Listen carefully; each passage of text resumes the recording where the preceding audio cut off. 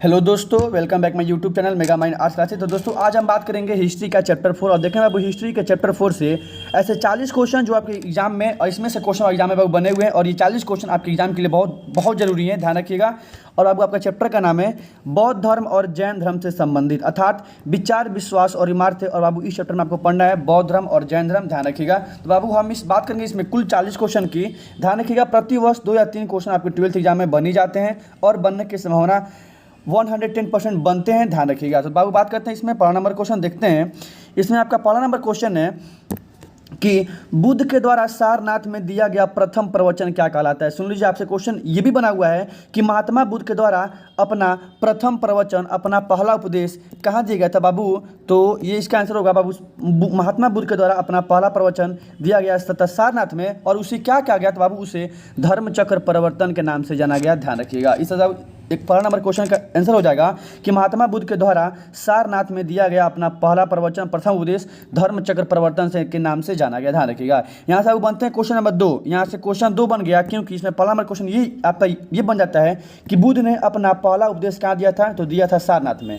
Plus इसका question का answer ही हो जाएगा धर्मचक्र प्रवर्तन, क्योंकि इस प्रवचन को ही धर्मचक्र प्रवर्तन के नाम से जाना गया, ध्यान रखिएगा। अगला क्वेश्चन है बौद्ध धर्म ग्रंथ किस भाषा में लिखे गए। देखिए ये तो क्वेश्चन बनाए क्वेश्चन ये भी पूछा हुआ है कि महात्मा बुद्ध के द्वारा अपने अधिकतर उपदेश किस भाषा में दिए गए, तो वो भाषा थी पाली, ध्यान रखिएगा। मतलब महात्मा बुद्ध जिन्हें ज्ञान की प्राप्ति बोध गया में हुआ, उनके द्वारा जितने भी उपदेश दिए गए बाबू वो भाषा थी पाली भाषा। उस पाली भाषा में ही इनके द्वारा उपदेश दिए गए और इनके जितने भी ग्रंथ लिखे गए जैसे सूत पिटक, विनय पिटक, अभिधम पिटक, ठीक है ना, जातक, ये सारे पुस्तकें पाली भाषा में ही लिखे गए थे, ध्यान रखिएगा। अगला क्वेश्चन देख लेते हैं। अगला क्वेश्चन है कि महावीर ने अर्थात महावीर स्वामी ने पार्श्वनाथ के सिद्धांत में नया सिद्धांत क्या जोड़ा। सुन लीजिए, पहले समझते हैं क्वेश्चन क्या कर रहा है बाबू। यहाँ क्वेश्चन कह रहा है, एक मिनट देख लेते हैं। यहाँ क्वेश्चन कह रहा है, एक मिनट क्वेश्चन कह रहा है महावीर स्वामी ने पार्श्वनाथ के सिद्धांत में नया सिद्धांत क्या जोड़ा। देख लीजिए, महावीर स्वामी को बाबू जैन धर्म का 24वां तीर्थंकर माना जाता है। ये जैन धर्म के 24वें तीर्थंकर थे और 23वें तीर्थंकर ये पार्श्वनाथ थे, ध्यान रखिएगा। ये तो पहला क्वेश्चन बना किया है कि जैन धर्म का 23वां तीर्थंकर कौन थे, तो वो था पार्श्वनाथ।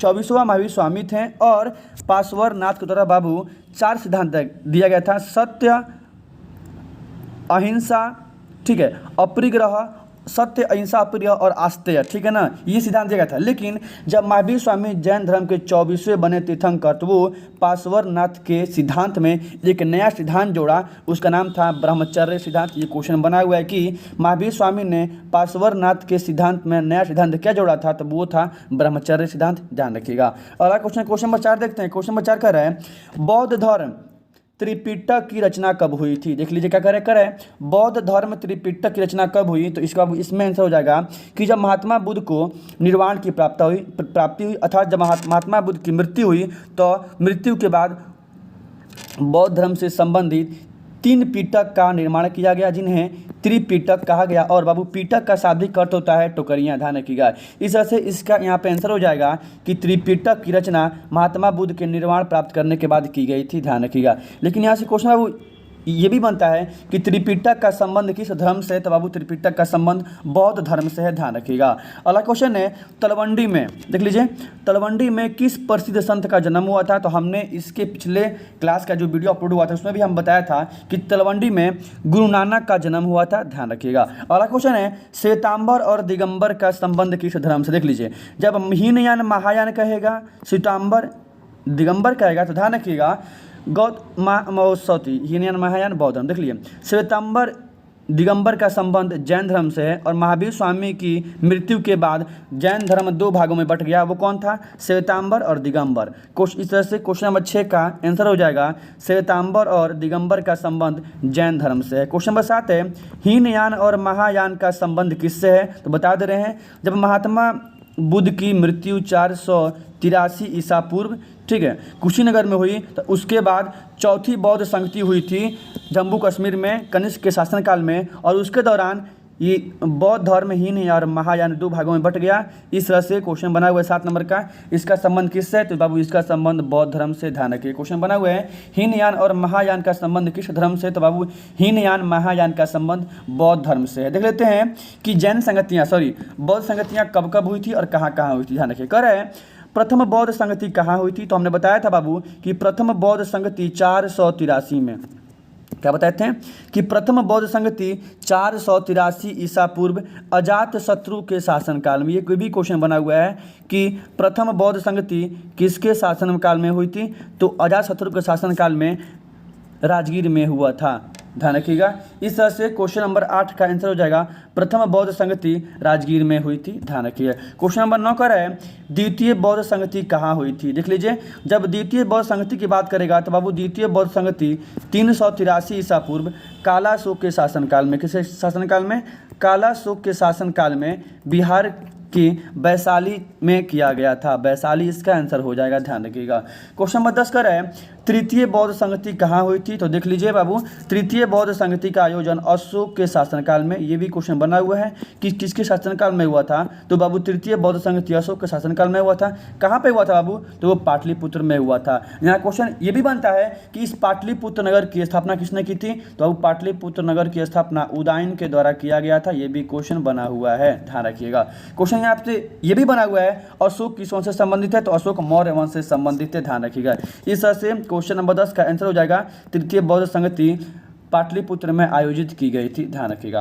क्वेश्चन नंबर 11 है चतुर्थ बौद्ध संगति का आयोजन। चतुर्थ बौद्ध संगति जो 78 ईस्वी में कनिष्क के शासनकाल में कुषाण वंश का ये एक प्रतापी शासक था। इसके शासनकाल में जम्मू कश्मीर में किया गया था। और यहाँ पे आंसर हो जाएगा जम्मू कश्मीर। ध्यान रखिए। इस तरह से क्वेश्चन नंबर 11 का आंसर हो गया चौथी बौद्ध संगति का आयोजन जम्मू कश्मीर में किया गया था। ध्यान रखिएगा। क्वेश्चन नंबर 12 देख लेते हैं। क्वेश्चन नंबर 12 का है सांची का स्तूप किस धर्म से संबंधित है? हमने बताया था अशोक ने लगभग 84,000 स्तूपों का निर्माण कराया था। इस तरह से सांची का स्तूप का संबंध बौद्ध धर्म से है। और बाबू क्वेश्चन ये भी बना हुआ है कि सांची का स्तूप कहाँ पे स्थित है? तो बाबू सांची का स्तूप मध्य प्रदेश, क्या बोल रहे हैं? मध्य प्रदेश के रायसेन जिला में स्थित है। ये भी क्वेश्चन बना हुआ है कि सांची का स्तूप मध्य प्रदेश के किस जिला में है? तो बाबू सांची का स्तूप मध्य प्रदेश के रायसेन जिला में। ध्यान रखिएगा। क्वेश्चन नंबर 13 का है स्तूप का संबंध किस धर्म से? अभी हमने बता भी दिया बाबू कि स्तूप कहेगा या त्रिपिटक कहेगा। ध्यान रखिएगा। स्तूप कहे या त्रिपिटक कहे, इन दोनों का संबंध बौद्ध धर्म से है। ध्यान रखिएगा। इस तरह से क्वेश्चन नंबर 13 का आंसर हो गया बौद्ध धर्म। अगला क्वेश्चन नंबर 14 है त्रिपिटक साहित्य क्या है? One minute. त्रिपिटक साहित्य क्या है? तो हमने अभी बता भी दिया है कि त्रिपिटक साहित्य का संबंध किससे है? बौद्ध धर्म से है। और त्रिपिटक साहित्य बौद्ध धर्म से संबंधित महात्मा बुद्ध के द्वारा दिए गए उपदेशों का एक संकलन किया गया था उस पुस्तक में। वही एक त्रिपिटक साहित्य है जिसका संबंध बौद्ध धर्म से है।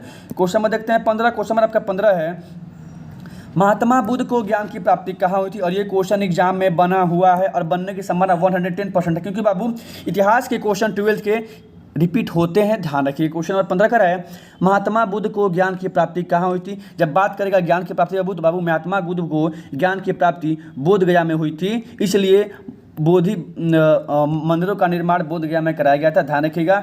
ठीक है। किसके नीचे? तो बाबू पीपल के पेड़ के नीचे हुई थी इनकी प्राप्ति, ज्ञान की प्राप्ति। तब से ये गौतम के बाद महात्मा के बाद बुद्ध कहलाए, महात्मा बुद्ध कहलाए। ध्यान रखिए। इस तरह से क्वेश्चन नंबर 15 का आंसर हो गया महात्मा बुद्ध को ज्ञान की प्राप्ति बोध गया में हुई थी। ध्यान रखिएगा। अगर इनकी मृत्यु पूछ दें तो वो बाबू वो हुई थी कुशीनगर में। हमने ऊपर बता दिया है इनकी मृत्यु कुशीनगर में हुई थी। इन्होंने बाबू अपना पहला उपदेश दिया था सारनाथ में, हमने वो भी बता दिया है। और इनके द्वारा दिया गया बाबू प्रथम उपदेश धर्म चक्र परिवर्तन के नाम से जाना जाता है। ध्यान रखिए। क्वेश्चन नंबर 16 का है महात्मा बुद्ध ने अपना प्रथम उपदेश देखो कहाँ दिया था? अभी बता भी दिया बाबू। इन्होंने अपना पहला उपदेश दिया था सारनाथ में। भाषा कौन थी? तो इनकी भाषा पाली थी। ये क्वेश्चन एग्जाम में बना हुआ है। ध्यान रखिएगा। क्वेश्चन नंबर 17 का है बुद्ध चरित्र की रचना किसने की थी? तो बाबू हमने पढ़ाया है ऑफलाइन क्लासेज में कि बुद्ध चरित्र की रचना और स्वघोष के द्वारा किया गया था। और यहाँ पे सुन लीजिए एक मोस्ट इंपॉर्टेंट इन्फॉर्मेशन जो आपके लिए बहुत ज़रूरी है। बौद्ध धर्म से संबंधित इतिहास का जो चैप्टर 4 है इससे संबंधित पूरा सब्जेक्टिव मतलब एक तरह से पूरा लेसन अपलोड हो चुका है बहुत पहले, लगभग 8-9 मंथ पहले। आप उसको वीडियो को देख लीजिएगा, डिस्क्रिप्शन बॉक्स में उसका वीडियो का लिंक दे दिया गया है। क्वेश्चन नंबर 18 का है, ऋग्वैदिक कालीन लोग किसकी पूजा करते थे? अभी हमने 2 दिन पहले ही बताया था 2009 की 10 की वीडियो में कि ऋग्वैदिक कालीन लोग प्रकृति की पूजा करते थे, जैसे धरती की पूजा, अग्नि की पूजा, वर्षा के देवता इंद्र की पूजा करते थे।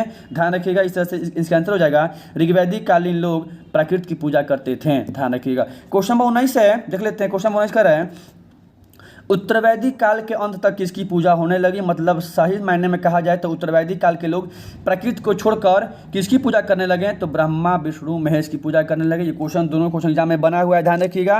पहला क्वेश्चन पूछता है कि ऋग्वैदिक कालीन लोग किसकी पूजा करते? तो प्रकृति की पूजा करते थे, और उत्तरवैदिक कालीन लोग ब्रह्मा विष्णु महेश की पूजा करते थे। ध्यान रखिएगा। क्वेश्चन नंबर 20 का है, देख लीजिए। क्वेश्चन नंबर 20 का है, महात्मा बुद्ध का महापरिनिर्वाण अर्थात महात्मा बुद्ध की मृत्यु कहाँ हुई थी? हमने बता दिया बाबू, महात्मा बुद्ध की मृत्यु, गौतम बुद्ध की मृत्यु या महापरिनिर्वाण कुशीनगर में हुई थी, और इनके मृत्यु को महापरिनिर्वाण के नाम से जाना जाता है, और इनके उपदेश को धर्म चक्र प्रवर्तन के नाम से जानते हैं। यहाँ एक और जान लीजिए, इनके गृह त्याग की घटना को क्या बोल रहे हैं? इनके गृह त्याग की घटना को महाभिनिष्क्रमण के नाम से जाना जाता है। ये क्वेश्चन ऊपर की एग्जाम तक पूछा हुआ है कि महात्मा बुद्ध के गृह त्याग की घटना को बाबू किस नाम से जानते हैं? तो बाबू महात्मा बुद्ध के गृह त्याग की घटना को महाभिनिष्क्रमण के नाम से जाना जाता है। ध्यान रखिएगा। क्वेश्चन नंबर 20 का आंसर हो जाएगा, इनको महापरिनिर्वाण की प्राप्ति अर्थात इनकी मृत्यु कहाँ पे हुई थी? तो कुशीनगर में हुई थी। ध्यान रखिएगा। क्वेश्चन नंबर 21 का है, महात्मा बुद्ध के बचपन का क्या नाम था? आप सुन लीजिए। बचपन का नाम पूछता है तो बाबू बचपन का नाम इनका सिद्धार्थ था, और इनके बेटे का नाम राहुल था। ध्यान रखिएगा। और ये जो वर्धमान कर रहा है यह महावीर स्वामी के बचपन का नाम है। ध्यान रखिए, एक तीर 2 निशान है। ध्यान रखिएगा। क्वेश्चन ये भी पूछा हुआ है, महावीर स्वामी के बचपन का क्या नाम था? तो वो था वर्धमान, और महात्मा बुद्ध के बचपन का नाम था सिद्धार्थ, महात्मा बुद्ध के बेटे का नाम राहुल था। ध्यान रखिएगा। अब बाबू आपसे आगे बढ़ने से पहले यहाँ बात कर लेते हैं, अगर आप अभी तक इस चैनल को सब्सक्राइब नहीं किए हुए हैं, लाइक नहीं किए हुए हैं, तो बाबू आप इसको सब्सक्राइब कर दीजिए, दोस्तों में शेयर कर दीजिए। शेयर करने में क्या जाता है, ठीक है ना? हम आपके लिए इतनी मेहनत करें तो आपका भी तो फर्ज बनता है ना कि थोड़ा सर का हेल्प कर दें। तो बाबू एक बार जोर लगा के वीडियो को शेयर कर दीजिए अपने दोस्तों में। भाई पट्टी पड़ेदार, जाने दुश्मन, सखी सहेली, जहाँ मन करे वहाँ शेयर कीजिए, लेकिन शेयर कर दीजिए। आगे बढ़ते हैं। क्वेश्चन नंबर 22 का है, महावीर स्वामी के उपदेश किस भाषा में दिए गए थे? देखो अभी हमने बता भी दिया था कि गौतम बुद्ध के सारे उपदेश पाली भाषा में दिए गए थे, लेकिन यहाँ महात्मा बुद्ध नहीं पूछ रहा, यहाँ पूछ रहा है महावीर स्वामी के बारे में। तो सुन लीजिए, महावीर स्वामी के द्वारा जनसामान्य की भाषा प्राकृत में अपने सारे उपदेश दिए गए थे। इस तरह से क्वेश्चन नंबर 22 का आंसर हो जाएगा, महावीर स्वामी के सारे उपदेश प्राकृत भाषा में दिए गए थे। ध्यान रखिएगा। क्वेश्चन नंबर 23 कर रहा है, महावीर स्वामी का जन्म कहाँ हुआ था? तो हमने पढ़ाया था बाबू, महावीर स्वामी का जन्म 540 ईसा पूर्व, क्या बढ़ाया था? 540 ईसा पूर्व वैशाली के कुंडग्राम में हुआ था। ये क्वेश्चन एग्जाम में बना हुआ है बाबू। और इनकी मृत्यु कहाँ हुई थी? तो इनकी मृत्यु पावा में हुई थी। ये ध्यान रखिएगा। क्वेश्चन 23 का आंसर होगा, वैशाली कुंडग्राम में हुआ था इनका जन्म, इनकी मृत्यु बाबू कहाँ हुई थी? पावा में हुई थी। इस तरह से क्वेश्चन नंबर 23 का आंसर हो गया, इनका जन्म वैशाली के कुंडग्राम में हुआ था और मृत्यु पावा में हुई थी। एक तीर 2 निशान है। आगे बढ़ते हैं। क्वेश्चन नंबर 24 का है, वीरशैव लिंगायत आंदोलन के जनक कौन माने जाते हैं? तो हमने अभी 2009 का वीडियो जो ऑब्जेक्टिव अपलोड किया था, मेन पेपर, उसमें हम पढ़ा चुके हैं 2009, 10, 11 के वीडियो में कि वीरशैव लिंगायत आंदोलन के जनक वासवन्ना को माना जाता है। यही किए थे। ध्यान रखिएगा। क्वेश्चन नंबर 25 है, चतुर्थ बौद्ध संगति किसके समय में आयोजित की गई थी? अबे हमने ऊपर ही पढ़ाया था कि बाबू प्रथम बौद्ध संगति अजात शत्रु के शासनकाल में, हुआ था आयोजित, और दूसरी बौद्ध संगति कालाशोक के शासनकाल में, किसके शासनकाल में? कालाशोक के, और तीसरी बौद्ध संगति अशोक के शासनकाल में हुआ था आयोजित, और चौथी बौद्ध संगति कनिष्क के शासनकाल में जम्मू कश्मीर के कुंडलवन में। क्या बोल रहे हैं अभी हम? चौथी बौद्ध संगति कनिष्क के शासनकाल में जम्मू कश्मीर के कुंडलवन में आयोजित की गई थी। इस तरह से क्वेश्चन नंबर 25 का आंसर होगा, चौथी बौद्ध संगति कनिष्क के शासनकाल में की गई थी आयोजित। अगला क्वेश्चन है, प्रथम बौद्ध संगति किसके शासनकाल में हुई थी आयोजित? हमने अभी जस्ट बताया कि बाबू प्रथम बौद्ध संगति अजातशत्रु के शासनकाल में राजगीर में आयोजित की गई थी। कहाँ पे? राजगीर में आयोजित की गई थी। अगर आपको ऐसा लगता होगा कि ये सारे क्वेश्चन केवल 12 तक ही सीमित है, तो गलत। बिल्कुल नहीं। ये सारे क्वेश्चन बीपीएससी और एसआई में भी दोहराए जा चुके हैं। ध्यान रखिएगा कि प्रथम बौद्ध संगति किसके शासनकाल में हुई थी, कब हुई थी, कहाँ पे हुई थी और उसमें क्या हुआ था, ये सारे रीजन बता रहे हैं आपको। अभी इससे ध्यान रखिएगा तभी कंपटीशन क्वालिफाई करिएगा, वरना बस तो आप तो जान ही रहे हैं बेरोजगारी की स्थिति क्या है देश में। ध्यान रखिएगा। क्वेश्चन कर रहा है इस तरह से 26 का आंसर हो जाएगा प्रथम बौद्ध संगति किसके शासनकाल में हुई थी आयोजित बाबू। तो बाबू प्रथम बौद्ध संगति अजातशत्रु के शासनकाल में हुई थी आयोजित। कहाँ पे, तो राजगीर में। क्वेश्चन नंबर कर रहा है 27 तृतीय बौद्ध संगति किसके शासनकाल में आयोजित हुआ था। तो बाबू तृतीय बौद्ध संगति भी बताया अभी जस्ट, अशोक के शासनकाल में पाटलिपुत्र में। कहाँ पे, अशोक के शासनकाल में पाटलिपुत्र में हुई थी आयोजित। इस तरह से क्वेश्चन नंबर 27 का आंसर हो गया। तृतीय बौद्ध संगति का आयोजन अशोक के शासनकाल में पाटलिपुत्र में हुआ था आयोजित। क्वेश्चन नंबर 28 का रहा है, देख लेते हैं। द्वितीय बौद्ध संगति, सॉरी ये तो हो चुका है ना, सॉरी नहीं हुआ है। द्वितीय बौद्ध संगति किसके शासनकाल में हुआ थी आयोजित, मतलब किसके शासनकाल में हुआ था आयोजित। क्वेश्चन मतलब ऐसे शॉर्ट में लिखा गया लेकिन हम आपको बता दे रहे हैं पूरा, ठीक है, देखा करके करें। द्वितीय बौद्ध संगति किसके शासनकाल में आयोजित हुआ। तो बाबू द्वितीय बौद्ध संगति कालाशोक के शासनकाल में वैशाली में, बिहार के वैशाली में हुई थी आयोजित। ध्यान रखिएगा। क्वेश्चन पूछा हुआ है कि द्वितीय बौद्ध संगति का आयोजन किसके शासनकाल में हुआ था। तो बाबू कालाशोक के शासनकाल में हुआ था, वैशाली में हुआ था। क्वेश्चन नंबर 29 का रहा है महात्मा बुद्ध का जन्म कहाँ, देख लीजिए अभी बताया था हमने महात्मा बुद्ध की मृत्यु कहाँ पे हुई थी। तो वो महात्मा बुद्ध की मृत्यु कुशीनगर में हुई थी। इनके ज्ञान की प्राप्ति बोध गया में हुआ था, लेकिन इनका जन्म कपिलवस्तु में हुआ था। नेपाल की तराई में लुम्बिनी नामक वन में हुआ था। ध्यान रखिएगा। इस तरह से क्वेश्चन नंबर 29 का आंसर हो जाएगा महात्मा बुद्ध का जन्म कपिलवस्तु में हुआ था। अगर आपको एग्जाम में लुम्बिनी दे दे तो ये भी क्वेश्चन सही है, आप लुम्बिनी ही मारना कि लुम्बिनी नामक एक वन में हुआ था जो नेपाल में स्थित है। ध्यान रखिएगा। क्वेश्चन नंबर 30 का है जैन धर्म के 24वें तीर्थंकर कौन थे। ध्यान रखिएगा। जैन धर्म के 24वें तीर्थंकर महावीर स्वामी थे, जिन्हें जैन धर्म का वास्तविक संस्थापक माना जाता है। और बाबू ये पार्श्वनाथ जैन धर्म के 23वें तीर्थंकर थे। इनके द्वारा 4 सिद्धांत दिया गया था और इनके सिद्धांत में 5वां सिद्धांत महावीर स्वामी ने कौन जोड़ दिया था, अभी जस्ट ऊपर बताए थे। इनके 5वां सिद्धांत में महावीर स्वामी ने ब्रह्मचर्य सिद्धांत को जोड़ा था। ध्यान रखिएगा। ये भी क्वेश्चन पूछा हुआ है कि जैन धर्म के 24वें तीर्थंकर कौन थे, महावीर स्वामी थे। 23वें कौन थे, पार्श्वनाथ थे। और पार्श्वनाथ के सिद्धांत में नया सिद्धांत क्या जोड़ा गया था, तो वो था ब्रह्मचर्य सिद्धांत। ध्यान रखिएगा। अगला क्वेश्चन नंबर 31 है महात्मा बुद्ध का जन्म कब हुआ था। तो देख लीजिए, जब महात्मा बुद्ध का जन्म पूछे तो महात्मा बुद्ध का जन्म 563 ईसा पूर्व बिहार के कपिलवस्तु के निकट नेपाल की तराई में लुम्बिनी नामक वन में हुआ था। ध्यान रखिएगा, क्योंकि महात्मा बुद्ध का जन्म अभी बोल रही, सुन लीजिए, महात्मा बुद्ध का जन्म 563 ईसा पूर्व बिहार के निकट कपिलवस्तु में नेपाल की तराई में लुम्बिनी नामक वन में हुआ था। लुम्बिनी और कपिलवस्तु, ध्यान रखिएगा जन्म की जब बात आएगी तब। क्वेश्चन नंबर 32 का है महावीर स्वामी का जन्म कब हुआ था। तभी हमने बता ही दिया है ऊपर पहला ही कि 3 नंबर क्वेश्चन था। महावीर स्वामी का जन्म 540 ईसा पूर्व वैशाली के कुंडग्राम में हुआ था। कहाँ पे, वैशाली के कुंडग्राम में हुआ था। ध्यान रखिएगा। 540 ईसा पूर्व वैशाली के कुंडग्राम में हुआ था। ध्यान रखिएगा। क्वेश्चन नंबर 33 का देख लेते हैं। क्वेश्चन नंबर 33 का है महात्मा बुद्ध ने कितने वर्ष की उम्र में घर को त्याग दिया। हम अभी नहीं बताए हुए थे कभी भी, लेकिन सुन लीजिए, महात्मा बुद्ध ने मात्र 29 वर्ष की उम्र में घर को त्याग दिया था। और हमने ऊपर बताया भी है कि इनके गृह त्याग की घटना को महाविनिष्क्रमण के नाम से जाना जाता है और इनका पहला उपदेश धर्मचक्र प्रवर्तन कहलाता है और इनकी मृत्यु महापरिनिर्वाण की प्राप्ति के नाम से जानी जाती है। ध्यान रखिएगा। क्वेश्चन नंबर 34 कर रहा है महात्मा बुद्ध के गृह त्याग की घटना को क्या कहा गया। तो सुन लीजिए, महात्मा बुद्ध के गृह त्याग की घटना को महाविनिष्क्रमण के नाम से जाना जाता है। ध्यान रखिएगा। इस तरह से इसका आंसर हो जाएगा 34 का महाविनिष्क्रमण। क्वेश्चन नंबर 35 है किसके शासनकाल में बौद्ध धर्म 2 भागों में बट गया। हमने अभी बताया भी है कि कनिष्क के शासनकाल में जब चौथी बौद्ध संगति हुई थी, तो बाबू इस चौथी बौद्ध संगति के दौरान बौद्ध धर्म 2 भागों में बट गया। कौन कौन, तो हीनयान और महायान। क्वेश्चन ये भी पूछा हुआ है कि हीनयान महायान का संबंध किस धर्म से है। तो बाबू हीनयान महायान का संबंध बौद्ध धर्म से है और हीनयान महायान 2 ये भागों में कब बट गया, चौथी बौद्ध संगति में कनिष्क के शासनकाल में बट गई। इस तरह से क्वेश्चन नंबर 35 का आंसर हो जाएगा कनिष्क के शासनकाल में बौद्ध धर्म 2 भागों में बट गया। क्वेश्चन नंबर देखते हैं 36 महाधम्मपात्रों की नियुक्ति किसने की थी? सुन लीजिए, महाधम्मपात्रों की नियुक्ति अशोक के द्वारा किया गया था। इसका मेन पर्पस था बौद्ध धर्म का प्रचार प्रसार करना, समाज में उनके सिद्धांतों को फैलाना। और उसी समय अशोक ने अपने पुत्र महेंद्र, क्या बोल रहे हैं, अपने पुत्र महेंद्र और अपनी पुत्री संघमित्रा को बौद्ध धर्म का प्रचार प्रसार हेतु कहाँ भेजा था? तो क्वेश्चन पूछा हुआ है, इन्होंने श्रीलंका भेजा था। ये भी क्वेश्चन पूछा हुआ है। इस तरह से 36 नंबर क्वेश्चन का आंसर हो जाएगा, महाधम्मपात्रों की नियुक्ति अशोक ने की थी और अपने पुत्र महेंद्र, पुत्री संघमित्रा को श्रीलंका भेजा था। ध्यान रखिएगा।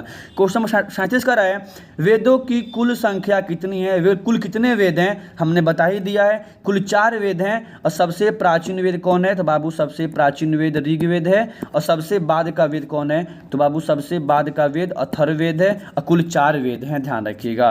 क्वेश्चन नंबर 38 का है, पुराणों की कुल संख्या कितनी है? हमने ये भी पढ़ा दिया है 2009 और 10 के वीडियो में कि कुल कितने पुराण? तो कुल 18 पुराण। सबसे प्राचीन पुराण कौन? तो सबसे प्राचीन पुराण मत्स्य पुराण है। ये भी क्वेश्चन एग्जाम में बना हुआ है। कुल कितने पुराण है? तो 18। और सबसे प्राचीन पुराण मत्स्य पुराण है। अगला क्वेश्चन देखो, क्वेश्चन नंबर 39 है, उपनिषदों की कुल संख्या देख लीजिए।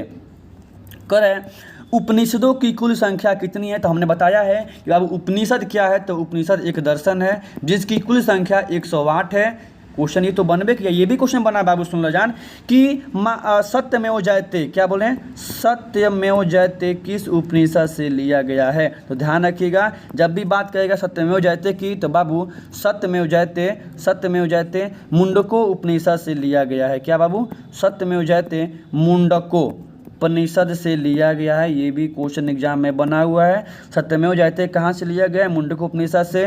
कुल कितने उपनिषद हैं? तो 108 उपनिषद हैं। देख लेते हैं अगला क्वेश्चन। क्वेश्चन नंबर 40 है, शक संवत की शुरुआत किसने की थी? हमने बता दिया था कि कुषाण वंश का सबसे प्रतापी शासक कनिष्क था। और इसने ही जब इसका 78 ईस्वी में राज्यरोहण हुआ, ये भी क्वेश्चन पूछा हुआ है, कनिष्क का राज्यरोहण कब हुआ था? क्वेश्चन भी बना हुआ है, कनिष्क का राज्यरोहण कब हुआ था? तो बाबू कनिष्क का राज्यरोहण 78 ईस्वी में हुआ था और इसके समय में ही शक संवत की शुरुआत की गई थी। इस तरह से क्वेश्चन नंबर 40 का आंसर कनिष्क होगा। ध्यान रखिएगा। जाते जाते आपसे मेरा बस एक ही रिक्वेस्ट है बाबू, अगर हम आपके लिए इतने मेहनत कर रहे हैं तो बाबू आपका भी फर्ज बनता है कि आप वीडियो को लाइक करें, सब्सक्राइब करें और अपने दोस्तों में शेयर करें बाबू। तो बाबू जय हिंद जय भारत। अगर आपको वीडियो अच्छा लगा तो आप वीडियो को लाइक कीजिएगा, सब्सक्राइब कीजिएगा, शेयर कीजिएगा। बस विश्वास रखिएगा मेरे पे कि इतना ही में से क्वेश्चन एग्जाम में आएगा तो आएगा। जय हिंद जय भारत।